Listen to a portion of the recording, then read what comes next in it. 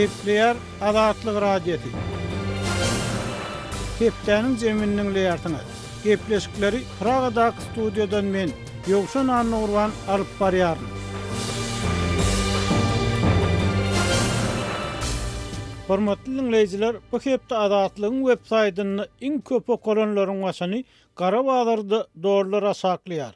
Ýöne gymmat bahalar saklanýar diýen atlan çap edilen habar çekýär.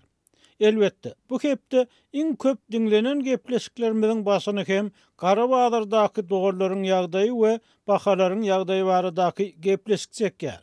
Daşary ýurtda okuň aptalyndan işlemäge mezur galýan talipler kemsitmeleri sede var bolýar. Doğruların Gara Bazar narhy ardanlaýar, emma haritler ardanlamaýar. Allah'dan geldi deyip iş hadisasında ölenlerin öwel pulunu tölemeýärler. Türkmen uçurumları mektepten göni gosunalyn ýardyna atlan çap edilen habarlarymyz hem bu hepde iň köp okulan habarlaryň bäşligine girdi. Bu hepde iň köp dinlenen gepleşiklerimiziň başyny başda hem belleşimiz ýaly Gara Bazardaky doğruların we haritlaryň bahalary baradaky gepleşik çekýär. Allah'dan geldi deyip iş hadisasında ölenlerin öwel pulunu tölemeýärler. Türkmen uçurumları mektepten göni gosunalynýar. Lewapda Tomuz kanikullarynyň dogamyna gark bolýan çağalaryň sany köpelýär. Lewap prezidentiň doglan gününiň öň ýanyna gabat gelýän medeniýet hepdeligine taýýarlanýar diýen atlan çap edilen gepleşiklerimiz iň köp dinlenenleriň bäşligine girdi. Bu hepde dinleyijilerimiz, okujularymyz we tomoşaçylarymyz türkmen görnüşleri 24-nji hepde atly foto sergiýimizde köp görüpdirler. Şeýle-de bu hepde okujularymyz marda harby gullukdan gelen bir eskeriň müň eskerlik kıssasy Gara Bazarda doğrulara saklaýar, ýöne gymmat bahalar saklanýar. Doğruların Gara Bazar narhy ardanlaýar.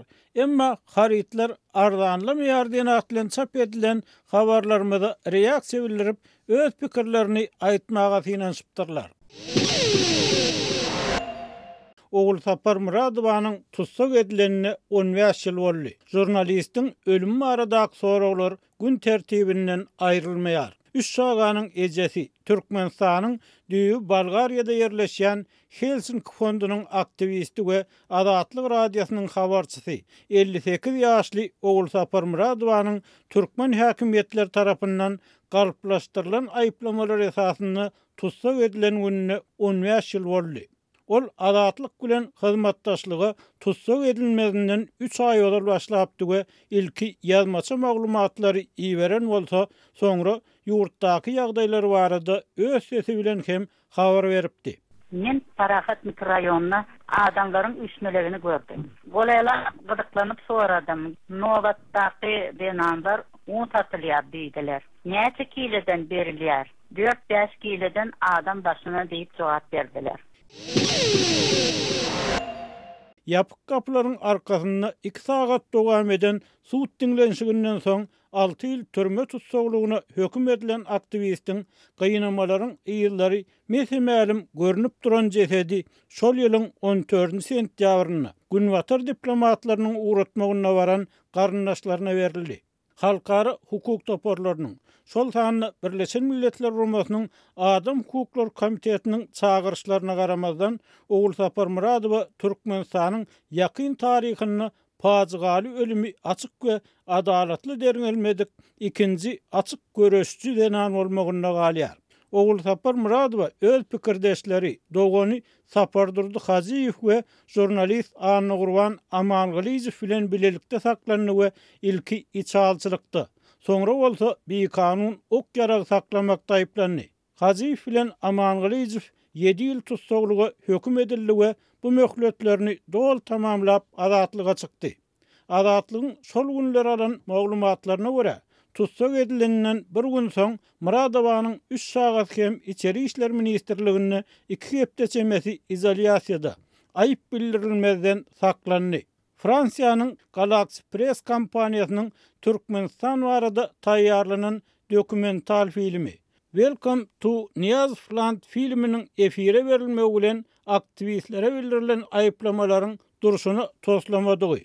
Türkmen häkimetleriniň içali ya düşman edip görkezjek bolan raýatlarynyň bar günäsiniň raýat aktivligi bolanlygy, olaryň hiç bir kanuny bolmanlygy we fransuz jurnalistlerini ýurtda bolýan günnelik ýagdaýlar barada film taýýarlamagy kömek edenligi belli boldy.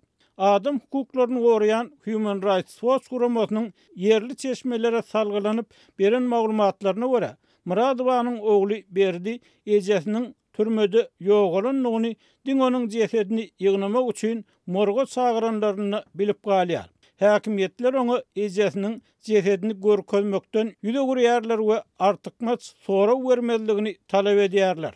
Muradowanyň çagalary günwatar diplomatlary bilen morga barandan soň merhumyň jesedi maşgalasyna berildi we garyndaşlary jurnalistiň bedenini görnetýän gıynagy ýyzlarynyň, gök tegmilleriň, kellesinde uly ýaranyň bardygyny aýtdylar diýip Birleşen Ştatlaryň global media agentligi türkmen häkimetleriniň jesed barlygyny geçirmek, merhumyň ölüminiň sebäbini we günni anyklamak baradaky maşgala talaplaryndan hem ýüze guranlygyny habar berdi.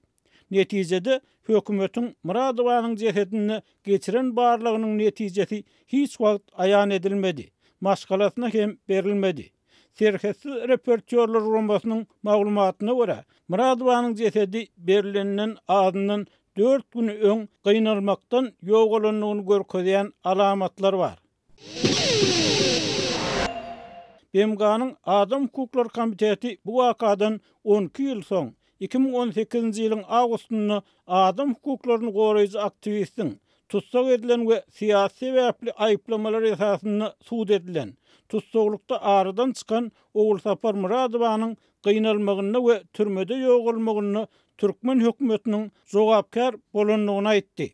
Aktivistiň ölümünden 12 ýyl soň dünýäniň iň awraýly adam hukuklary guramasynyň gelen karary ahyry adalatyň dawaralanmagyny, üç şaganyň enesiniň ýurtdaky hukuk godulmalary barada açyk gurrun etmäge gaýrat tapan denanyň biwagt we pazygaly ölümine sebäp bolan adamlaryň belli edilmegini, jogapkarçylyga çekilmegini umyt döretdi. Oğul Sapar Muradowanyň elkenç gynalmagyny we ölümini Türkmen hökümetiniň jogapkardygy ahyryny awraýly urama tarapyndan boyun alyndy diýip adam hukuklaryny gorayan Human Rights Watch guramasynyň Ýewropa we Merkez Aziýa bölüminiň başlygynyň ornatary Rachel Denver bu karary gutlap aýtdy. Emma onuň inni hökümet jurnalistiň ölümine sebäp bolanlaryň ählisini anyklamaly we merhumyň maşgalasynyň öňünde hasap bermeli diýen sözleri, adalatlylygyň dikeldilmeginiň hiç wagt giç bolmajakdygy baradaky maslahat geňeşi Türkmen hökümetiniň başda eýilen pozisiýasyny birjikde üýtgetmedi. Türkmen hökümeti Açyk Jemgyýet Adalat İnisiativasy guramasynyň maglumatyna görä, bu iş boýunça derňe barada hiç ýyl maglumat bermezden Muradowanyň ölüminiň derňelenligini aýtdy we onuň öz janyny kast edenligini öňe sürdi. Merhumyň jesedini gören adamlar onuň tenine galan ýary ýyllary, maňlaýyndaky uly kesik, boýnundaky gara tegmil, bir elindäki 3 ýara, çiýişler we gan öýen ýerleri barada gurrun berdiler we Türkmen türmelerine giň ýaýranlyk aýdylýan gynag praktikasy inni jurnalistler we hukuk goraýjylar üçin asla täzelik däl.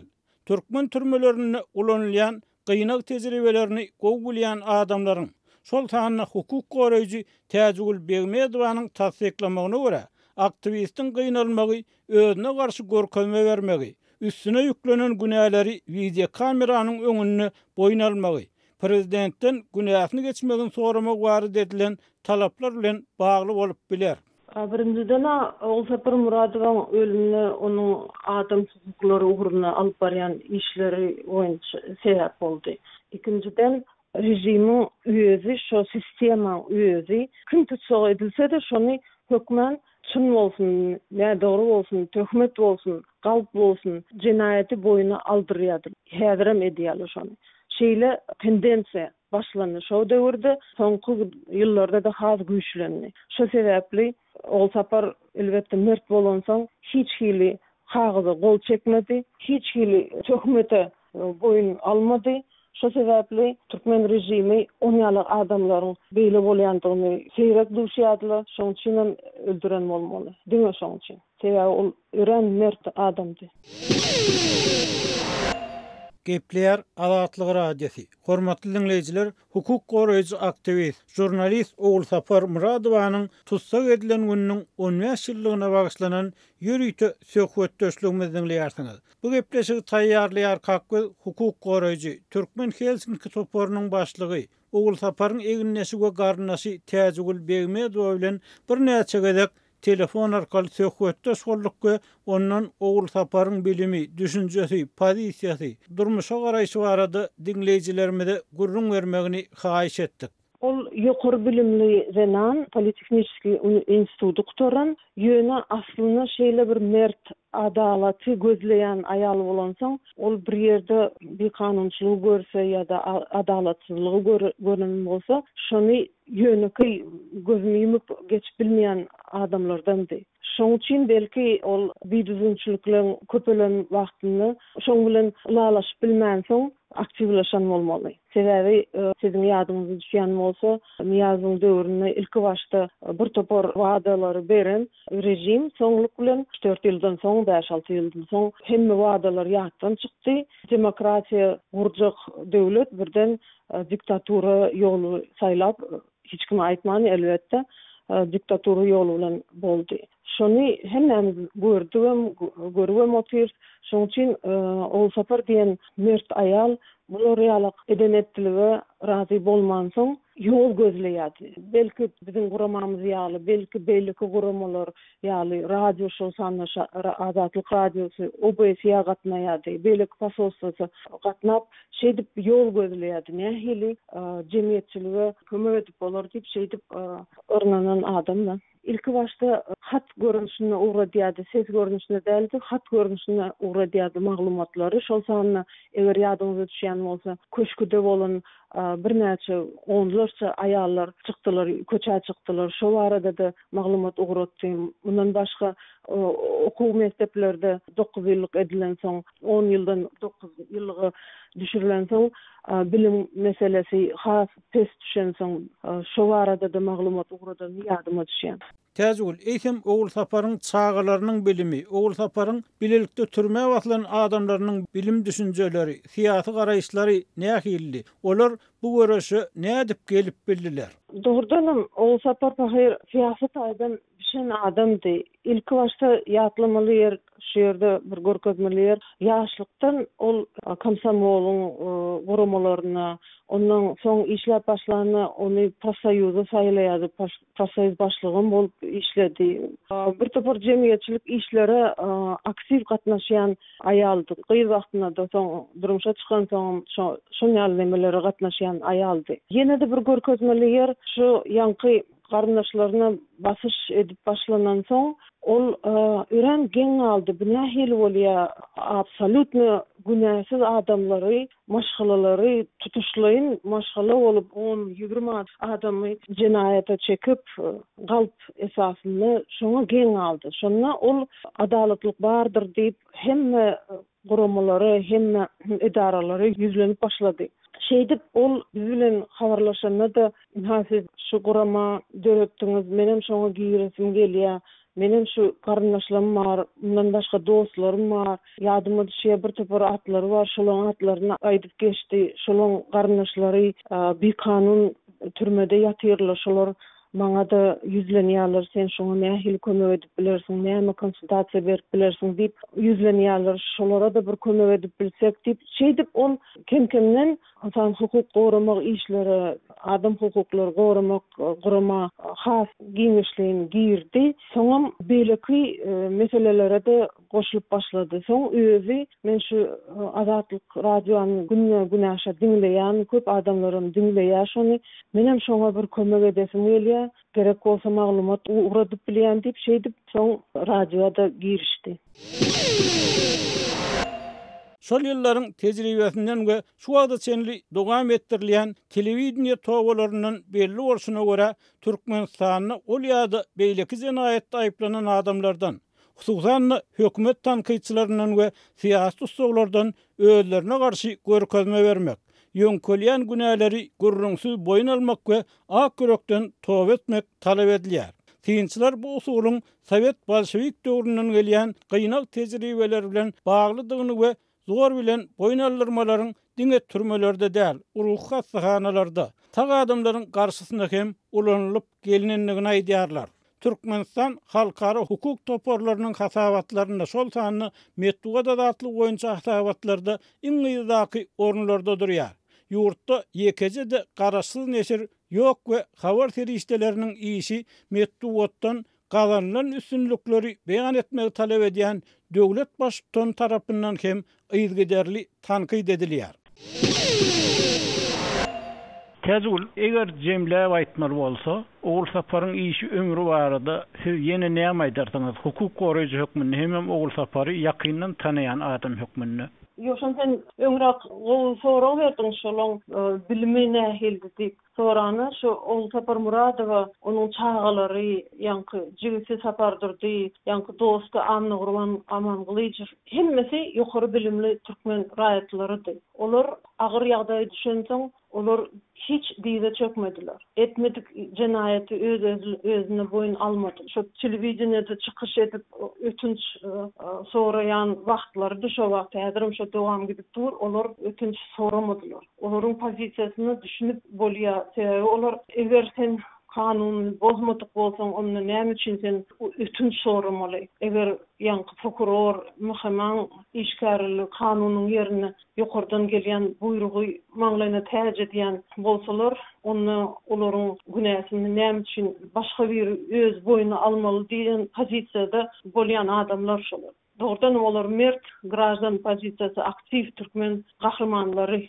Eger bir ýerde bir kanunçylyk bolsa olar ýorgonyň aşagyna ýatýanlardan däldi. Biz olardan göreldi almaly. Eger aglaramyz şeýle bolsak, onda men pikirim boýunça diktator rejimi kök goýbermezdi Türkmenistanda. Häzirim mert oglan gyzlar bar. Olary biz golda bermeli, öz hak hukuklaryny nädip talap etmeli we öwretmeli. Täzülini Oğul Sapar bilen bilelikde türmäge atylan, bilelikde aýyplanan iki adam sapardyrdy. Hazyf bilen Anurwan Amangylyjy 7 ýyl tutsawlukda oturandan soň türkmen türmelerinde agyr şertlerde oturandan soň azatlyga çykdy. Bu adamlaryň soňky ýaly barada aýdyp berseňiz sebäbi, olaryň türmede saglyk ýagdaýlarynyň gaty yaramazlaşanyny barada da wagtyna habar berilipdi. Soňra sapardyrdynyň aradan çykanlygy habar berildi. Bu adamlaryň soňky ýalary barada dinleýijilerimize käbir maglumatlar berseňiz.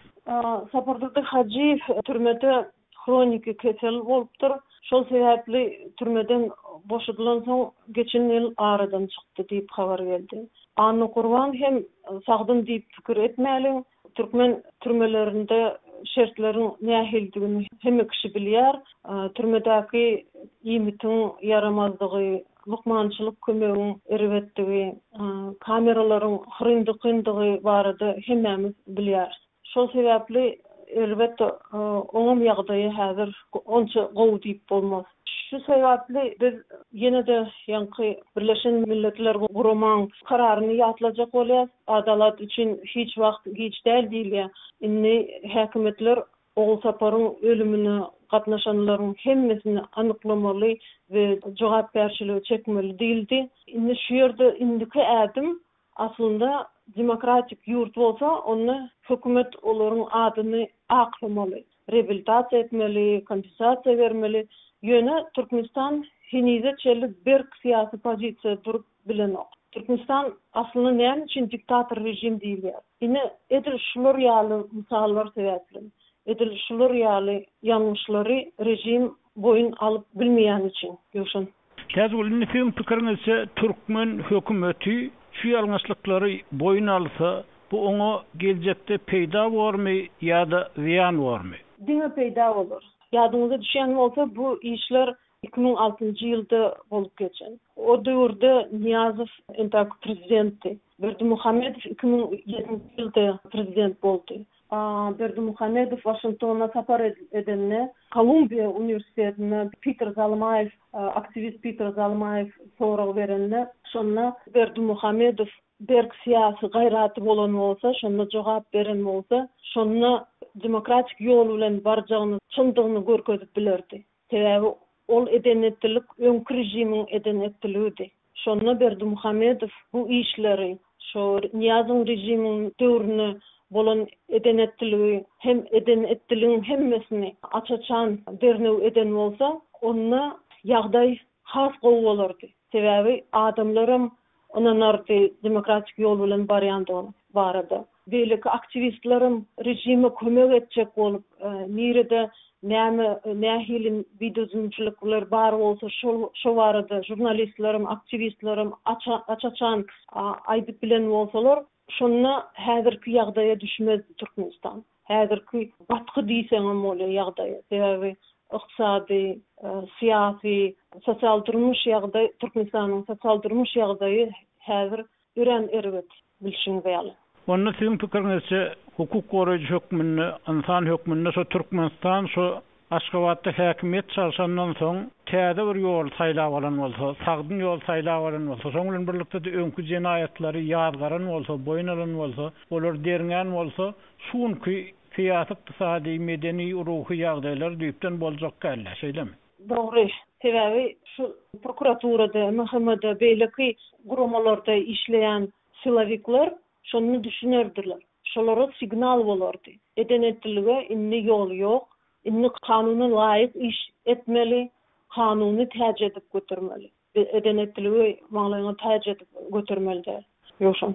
Türkmenistany doğrudan Türkmenistanyň halkary urumlarynyň öňüne alan hukuk borçnamalar, insan hukuklary bilen bagly, beýleki hukuklar bilen, azatlyklar bilen bagly borçnamalar esasynda täze bir garaýyş, täze bir çemeleş bolup bilermi ýa-da bu ýagdaýlar sudurşuna gidermi? Eger rejim bir tarap jurnalistleri, aktivistleri, pravozащитниклери düşman tutunmasa, olary döwlete kömek etjek bolýan aktivistler diýip hasaplasa, şonu ütgeşmeler, pozitiv ütgeşmeler bolup biler. Ýöne gynansak-da Türkmenistanyň rejimi entägem aktivistleri, jurnalistleri, beýleki guramalary düşman tutunýarlar. Olary hiç haçan öz kapylaryny açanaklar, açyklygy, onsoň hiç hili dokumentler görkezanaklar, hiç hili statistika açyk ýok.